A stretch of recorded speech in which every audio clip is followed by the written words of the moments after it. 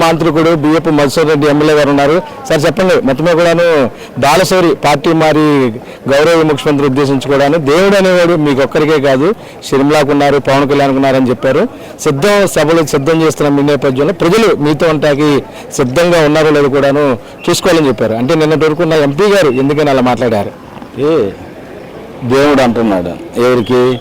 జగన్ సార్కి, పేదవాళ్ళకి దేవుడు, బ్రోకర్లకు దేవుడు అన్నాడు. బాలశౌరి బ్రోకరు, ఆయనకి దేవుడు బ్రోకర్లకు ఉన్నాడు. ప్రజలకు ఎవరు సేవ చేస్తుంటారు వాళ్ళకుంటారు.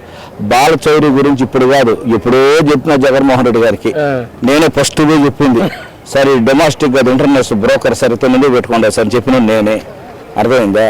అతనికి ఏంటంటే ఏడుంటే పత్తి ఎత్తే ఆడపోతేనే ఇంకోటి అయిపోతాడు. తెలిసిందే కదా అతని గురించి, అతని పని ఏందనేది.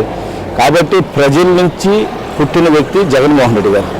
ఎందుకంటే దేవుడు అనేది ఆ నోట్లో రాకూడదు బాలశౌరికి, ఎందుకంటే మోసాలు చేశాడు. అందులో ఏ దేరపోయినాడు పనికిరాని అంటే పనికిరాని ఇంకా ఎక్కడ కూడా పనికిరాడని ఎదుగుడు పోయినాడు.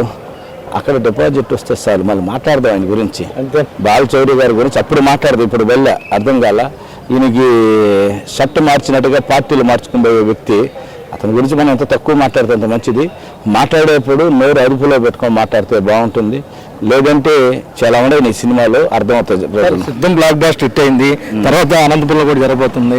అయితే మొత్తమే కూడాను మీరు జనసేనకు కానీ టీడీపీ కానీ రాష్ట్రంలో ఛాన్స్ ఇచ్చేలా లేనట్లుగా ఉంది సిద్ధం సభలో. అంటే సిద్ధం అనేది ఎక్కడి నుంచి వచ్చింది?